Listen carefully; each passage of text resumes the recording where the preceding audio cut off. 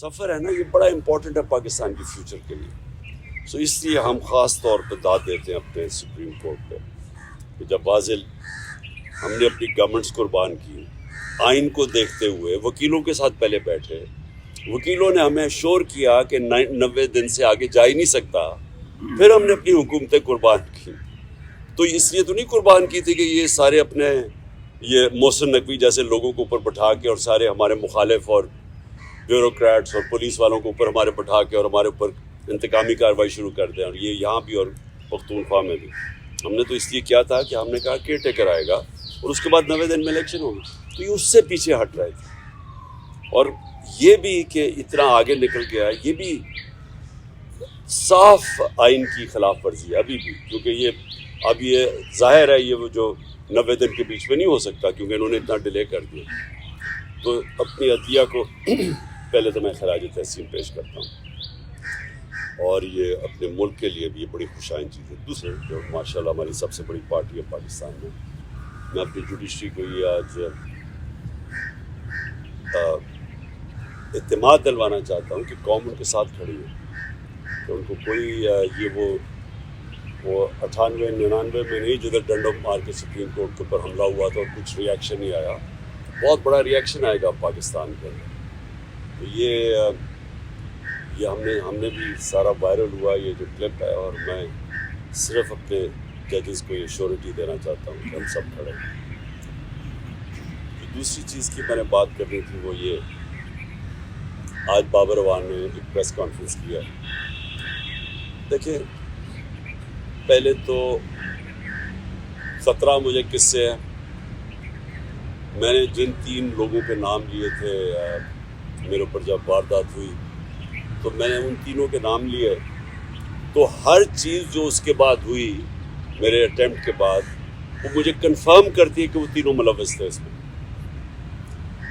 پہلے تو کور اپ کرنے کی کوشش کی, وہ نوید سے پہلی سٹیٹمنٹ, پھر شام کو دوسری سٹیٹمنٹ آ گئی. دوسری سٹیٹمنٹ جب وہ کر رہا تھا تو JIT کے اندر رپورٹ ہے کہ وہاں 5 نامعلوم افراد بیٹھے ہوئے تھے کاؤنٹر ٹیررزم کی. جب اس کو پہلے تو نوید کو یہ DPO گجرات نے اس کی سٹیٹمنٹ کر کے وائرل کر دی, وہ بھیج دیا سب سے پہلے جو ہمارے مخالف اینکرز تھے ان کے پاس پہنچ گئی. اس کے بعد اس کو اٹھا کے لے کے گئے کاؤنٹر ٹیررزم ڈپارٹمنٹ میں. ادھر 5 نامعلوم افراد جو کہ جج کے سامنے اینٹی ٹیررزم کورٹ کے جج کے سامنے JIT کی رپورٹ ہے کہ وہ 5 نامعلوم افراد تھے, وہ وہاں بیٹھے. اس نے دوسری اس کی ویڈیو بنائی اور کئی گھنٹے وہاں رکھا, اور پھر جب JIT نے ان دونوں کو وہ جو SSP تھا CTT کا اس کو جب بلایا اور یہ جو DPO گجرات کو بلایا, انہوں نے ریفیوز کر دیا آنے کو. پنجاب کی CTT تھی, تو کون طاقتور تھا جو ان کے پیچھے کھڑا تھا کہ انہوں نے ہماری گورنمنٹ ہوتے ہوئے منع کر دیا.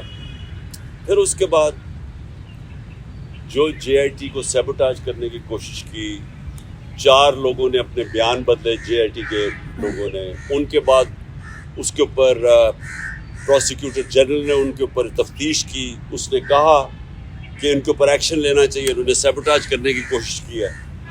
اب اس کیئر ٹیکر گورنمنٹ جس کا یہ مینڈیٹ ہی نہیں, آتے ساتھ ہی پہلے JIT کو چینج روکا, اس کے بعد ان 4 لوگوں کو جن کے اوپر ایکشن کہا تھا ان کو واپس JIT پہ بٹھا کے, اور جو لوگ جو 2 کام کر رہے تھے ان کو انہوں نے OST کر دیا. تو یہ جو کور اپ ہے یہ صرف وہ کر سکتا ہے جس کے پاس طاقت ہے, اور طاقت کسی کے پاس ہے؟ ڈرٹی ہیری کے پاس طاقت ہے, رانا ثناء اللہ کے پاس طاقت ہے, اور شہباز شریف. یہ جو تینوں میں نے نامنیٹ کیے, اس کے علاوہ یہ نہیں ہو سکتے, اس کے علاوہ یہ سیبوٹاج نہیں کر سکتے JIT. اب بات یہ ہے کہ یہ 3 ان کو سب سے زیادہ خوف کیا کہ عمران خان اقتدار میں نہ آ جائے, یہ تینوں کو خوف ہے, اور یہ 3 پاور میں بھی بیٹھے ہوئے ہیں, اور مجھے سب سے زیادہ خطرہ ان سے. تو میں نے پہلے بھی ٹی وی پہ کہہ بیٹھا ہوں کہ یہ ایک اب دوسرا پلان بنا ہوا ہے مجھے قتل کرنے کا, اور میں نے یہ پبلک بھی کہا. جب یہاں لاہور ہائی کورٹ تھا تو میں نے تب بھی جب خواجہ طارق رحیم نے جج کو بتایا کہ ان کے پر پلان بنا ہوا ہے, یہاں کوئی سیکیور انوائرمنٹ نہیں ہے, اس کو نہ پیش کریں وہاں, تو جج نے ایشورٹی دی. جب میں یہاں انتظار کر رہا تھا, جب میں گیا, اس نے ایشورٹی دی کہ پولیس ان کی حفاظت کرے گی.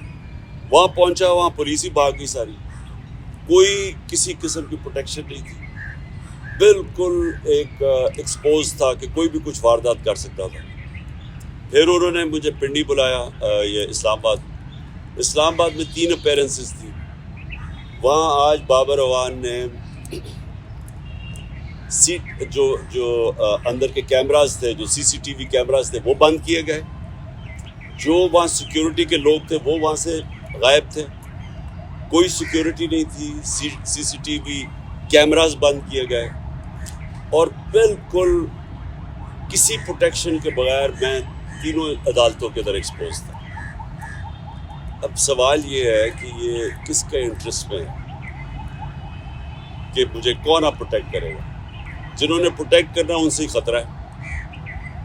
تو عدالت سے ہم اب کوشش کریں گے, سپریم کورٹ کے چیف جسٹس کو بھی میں اب لکھوں گا اپنے وکیلوں سے, ہائی کورٹ کے بھی چیف جسٹس کو, کہ یہ آپ ہماری باری تو جب نواز شریف فیک بیماری ہوئی تھی اس کو, کیونکہ اب تو پتہ چل گیا نا کہ جنرل بیماری نہیں تھی, تو ہمیں ایک جج صاحب نے, میں پرائم منسٹر تھا, انہوں نے کہا کہ اگر اس کو کچھ ہو گیا تو ہم ذمہ دار ہیں. تو مجھے کچھ ہو گیا تو کون ذمہ دار ہے؟ کیونکہ وہ جنہوں نے کچھ کرنا ہے وہی ان کا کام ہے میری حفاظت کرنا. اور دوسری چیز کہ جو نوید جس نے میرے پر قاتلانہ حملہ کیا تھا, اب اس کو عدالت میں نہیں پیش کیا جاتا, اس کی جیل کے اندر اس سے بات چیت کی جاتی ہے کیونکہ اس کی جان کو خطرہ ہے.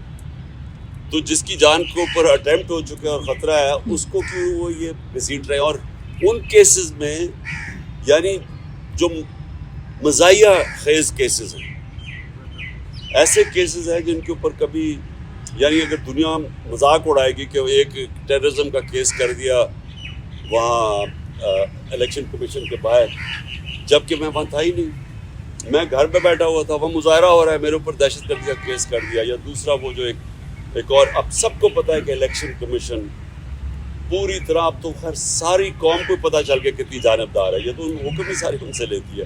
اس نے کیسز کیا فورن فنڈنگ کا, وہ بھی کوئی کیس نہیں ہے, اب وہ چینج ہو گیا پروہیبٹیو فنڈنگ کا.